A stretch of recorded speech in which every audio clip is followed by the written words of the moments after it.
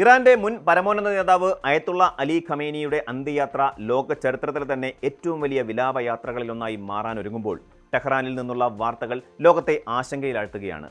ഒരു രാജ്യത്തിന്റെ പരമോന്നത നേതാവിന് അന്ത്യാഞ്ജലി അർപ്പിക്കാനെത്തുന്ന ലക്ഷക്കണക്കിന് ജനങ്ങൾക്കിടയിൽ തിക്കും തിരക്കുമുണ്ടായി ആയിരക്കണക്കിന് പേർ മരിച്ചേക്കാമെന്നാണ് സാക്ഷാൽ ഇറാൻ ഭരണകൂടം തന്നെ കണക്കുകൂട്ടുന്നത്. മരണസംഖ്യ 1500 മുതൽ 3000 വരെയാകാം എന്ന ജർമ്മൻ മാധ്യമമായ ഡൈ വെൽറ്റ് പുറത്തുവിട്ട റിപ്പോർട്ട് കേവലം ഒരു അഭ്യൂഹമല്ല. ഇറാനിയൻ റെഡ് ക്രസന്റും നാഷണൽ ക്രൈസിസ് മാനേജ്മെന്റ് ഓർഗനൈസേഷനും Iran first vice president Mohammad Reza ആരിഫിന് നൽകിയ ഔദ്യോഗിക കത്തിലാണ് ഈ അത്യന്തം ഗൗരവമേറിയ മുന്നറിയിപ്പുള്ളത്. ദുരന്തം മുൻകൂട്ടി കണ്ട് ടെഹ്റാനിലെ ബെഗ്ഷത്തെ സെഹ്റ സെമിത്തേരിയിൽ 1000ഓളം പുതിയ കല്ലറകൾ അധികൃതർ ഇതിനകം തന്നെ ഒരുക്കി കഴിഞ്ഞു. കേവലം ഒരു വൈകാരിക ചടങ്ങ് എന്നതിലുപരി വിലാപയാത്ര മറ്റൊരു വലിയ മാനുഷിക ദുരന്തത്തിന് വേദിയാകുമോ എന്ന ഭയത്തിലാണ് ഇപ്പോൾ ലോകം. അലി ഖമേനിയുടെ മരണം കേവലം ഒരു സ്വാഭാവിക വിയോഗമായിരുന്നില്ല, മറിച്ച് പശ്ചിമേഷ്യയെ ഒരു പൂർണ്ണ യുദ്ധത്തിലേക്ക് തള്ളിവിട്ട ഒരു മഹാസംഭവമായിരുന്നു അത്. ഫെബ്രുവരി 28-ന് അമേരിക്കയുടെയും ഇസ്രയേലിന്റെയും സംയുക്ത സൈനിക സേന ഇറാനിലെ തന്ത്രപ്രധാന കേന്ദ്രങ്ങളിൽ നടത്തിയ ബോംബാക്രമണങ്ങളിലാണ് 86-കാരനായ ഖമേനി കൊല്ലപ്പെടുന്നത്. യുദ്ധം തുടങ്ങി മാസങ്ങൾക്ക് ശേഷം ഇപ്പോൾ നടക്കുന്ന സംസ്കാര ചടങ്ങുകൾ ജനങ്ങളെ സംബന്ധിച്ചിടത്തോളം വൈകാരികമായി ഏറെ കലുഷിതമാണ്. അക്രമത്തിൽ ഖമേനിക്കൊപ്പം അദ്ദേഹത്തിന്റെ മകൾ, മരുമകൾ എന്നിവരും ദാരുണമായി കൊല്ലപ്പെട്ടിരുന്നു. ഇതിനെല്ലാം ഉപരിയായി ഇറാനിയൻ ജനതയുടെ ഹൃദയം തകർക്കുന്നത് വെറും 14 മാസം മാത്രം പ്രായമുള്ള അദ്ദേഹത്തിന്റെ ചെറുമകളുടെ വിയോഗമാണ്. ടെഹ്റാനിലെ ഇമാം ഖുമൈനി ഗ്രാൻഡ് മുസല്ലയിലെ വിശാലമായ അങ്കണത്തിൽ ഖമേനിയുടെ ഭൗതിക ശരീരത്തിനൊപ്പം ഈ കുടുംബാംഗങ്ങളുടെ മൃതദേഹങ്ങളും പൊതുദർശനത്തിന് വെച്ചിട്ടുണ്ട്. ഒരൊറ്റ കുടുംബത്തിലെ 4 തലമുറകളുടെ ചേതനയേറ്റ ശരീരങ്ങൾ ഒരുമിച്ച് കാണുമ്പോൾ തടിച്ചുകൂടിയ ജനങ്ങളുടെ വൈകാരിക പ്രകടനം അനിയന്ത്രിതമാകുമെന്നത് സ്വാഭാവികമായ ഒരു കാര്യം മാത്രമാണ്. ഈ വൈകാരിക തള്ളിച്ചയാണ് അപകടങ്ങളുടെ വ്യാപ്തി വർദ്ധിപ്പിക്കുന്നത്. എന്തുകൊണ്ടാണ് 3000ഓളം മരണങ്ങൾ ഇറാൻ മുൻകൂട്ടി കാണുന്നത് എന്നതിന് വ്യക്തമായ ചരിത്ര പശ്ചാത്തലമുണ്ട്. ഇറാനിൽ ഉന്നത നേതാക്കളുടെ വിലാപയാത്രകൾ വൻ ദുരന്തങ്ങളിൽ കലാശിച്ച ചരിത്രം ഇതിനു മുൻപുമുണ്ടായിട്ടുണ്ട്.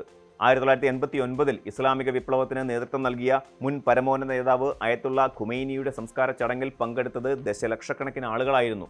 അന്ന് ആൾക്കൂട്ടത്തിന്റെ തിക്കിലും തിരക്കിലും പെട്ട് മൃതദേഹം വഹിച്ചിരുന്ന പേടകം താഴെ വീഴുകയും ഒട്ടേറെ പേർക്ക് ജീവൻ നഷ്ടപ്പെടുകയും 10,000-ങ്ങൾക്ക് പരിക്കേൽക്കുകയും ചെയ്തു.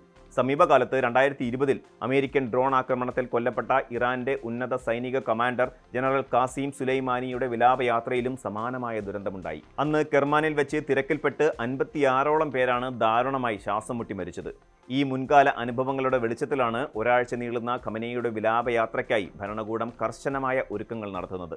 കടുത്ത വേനൽ ചൂടും യുദ്ധ സാഹചര്യങ്ങളും രാജ്യത്തുടനീളം അലയടിക്കുന്ന വൈകാരിക തള്ളിച്ചയും ദശലക്ഷക്കണക്കിന് വരുന്ന ജനക്കൂട്ടത്തെ അനിയന്ത്രിതമാക്കുമെന്ന് ഉറപ്പാണ്.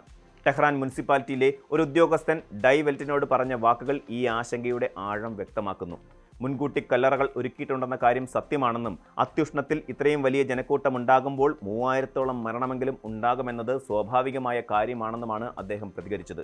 എന്താണ് സംഭവിക്കാൻ പോകുന്നതെന്ന് ആർക്കും അറിയില്ല എന്ന അനിശ്ചിതാവസ്ഥ അവിടെ നിലനിൽക്കുന്നുണ്ട്. തിക്കിലും തിരക്കിലും പെട്ട് മരിക്കുന്നവരെയും കാണാതാകുന്നവരെയും കണ്ടെത്താനും കൈകാര്യം ചെയ്യാനും വേണ്ടി മാത്രം പുതിയ ദുരന്ത നിവാരണ യൂണിറ്റുകൾക്ക് ഭരണകൂടം രൂപം നൽകിയിട്ടുണ്ട്. ചടങ്ങുകളിൽ പ്രാർത്ഥനകൾക്ക് നേതൃത്വം നൽകാൻ ഖമേനിയുടെ 3 പുത്രന്മാരായ മുസ്തഫ, മെയ്സം, മസൂദ് എന്നിവർ ഇമാം ഖുമൈനി ഗ്രാൻഡ് മുസല്ലയിൽ എത്തിയിരുന്നു. ഇവരുടെ ദൃശ്യങ്ങൾ ഇറാന്റെ ഔദ്യോഗിക ടെലിവിഷൻ സംപ്രേഷണം ചെയ്യുകയും ചെയ്തു. എന്നാൽ ഈ ചരിത്ര മുഹൂർത്തത്തിൽ ലോകത്തിന്റെ മുഴുവൻ കണ്ണുകളും തിരഞ്ഞത് മറ്റൊരാളെയാണ്. അത് ഖമേനിയുടെ പിൻഗാമിയായി പരമോന്നത നേതാവിന്റെ ചുമതലയേറ്റ അദ്ദേഹത്തിന്റെ മറ്റൊരു മകൻ മുജ്തബ ഖമേനിയാണ്.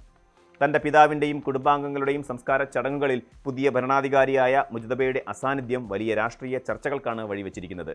ഫെബ്രുവരി 28-ലെ അതേ ഇസ്രയേൽ അമേരിക്കൻ വ്യോമാക്രമണത്തിൽ മുജ്തബയ്ക്കും ഗുരുതരമായി പരിക്കേറ്റിരുന്നു എന്ന റിപ്പോർട്ടുകളെ സാധൂകരിക്കുന്നതാണ് അദ്ദേഹത്തിന്റെ അസാന്നിധ്യം. ഇസ്രയേലിന്റെ തുടർച്ചയായ വധഭീഷണികൾ നിലനിൽക്കുന്ന സാഹചര്യത്തിൽ കനത്ത സുരക്ഷാ കാരണങ്ങളാലാണ് അദ്ദേഹം പൊതുവേദിയിൽ എത്താത്തതെന്നും അദ്ദേഹത്തിന്റെ ആരോഗ്യാവസ്ഥ മോശമാണെന്നും വിലയിരുത്തപ്പെടുന്നുണ്ട്. ഇറാന്റെ രാഷ്ട്രീയ ഭാവിയെക്കുറിച്ചും നേതൃത്വത്തിന്റെ കരുത്തിനെക്കുറിച്ചും ജനങ്ങൾക്കിടയിലും അന്താരാഷ്ട്ര തലത്തിലും ഇത് വലിയ ആശങ്കകൾ സൃഷ്ടിക്കുന്നുണ്ട്. ഖമേനിയുടെ വിടവാങ്ങൽ ചടങ്ങുകൾക്ക് രാജ്യാന്തര തലത്തിൽ വലിയ രാഷ്ട്രീയ മാനങ്ങളുണ്ട്. റഷ്യ, ചൈന തുടങ്ങിയ വൻകിട രാജ്യങ്ങളിൽ നിന്നുള്ള ഔദ്യോഗിക പ്രതിനിധികൾ ഈ ചടങ്ങുകളിൽ പങ്കുചേരുന്നുണ്ട്. ഇതിനു പുറമെ പാകിസ്ഥാൻ, ഇറാഖ്, അർമേനിയ തുടങ്ങിയ രാജ്യങ്ങളുടെ തലവന്മാരും ടെഹ്റാനിലെത്തിയിട്ടുണ്ട്. ഇസ്രയേൽ ആക്രമണത്തിൽ ലെബനനിൽ കൊല്ലപ്പെട്ട ഹിസ്ബുള്ള നേതാവ് ഹസൻ റസല്ലയുടെ കുടുംബാംഗങ്ങളുടെ സാന്നിധ്യവും പശ്ചിമേഷ്യയിലെ പ്രതിരോധ സഖ്യത്തിന്റെ ഐക്യം വിളിച്ചോതുന്നതാണ്. പുതിയ ഇറാൻ പ്രസിഡന്റ് മസൂദ് പെസഷ്കിയാൻ നേരിട്ടാണ് ഈ വിദേശ നേതാക്കളെ സ്വീകരിക്കുന്നത്.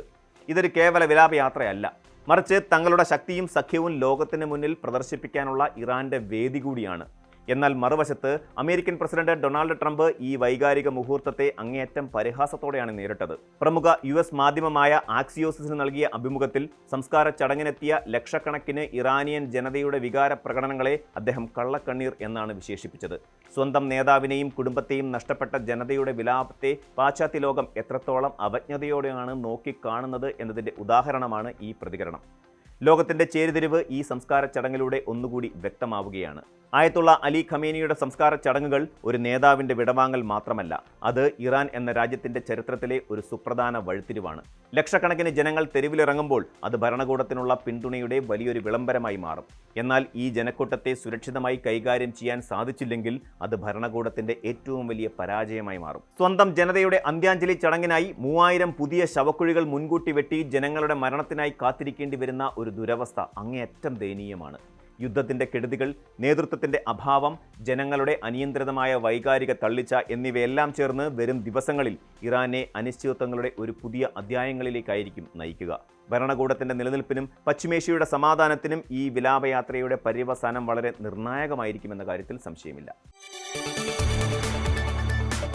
കൂടുതൽ വാർത്തകൾക്ക് news 18 Keralam YouTube channel subscribe ചെയ്യുക.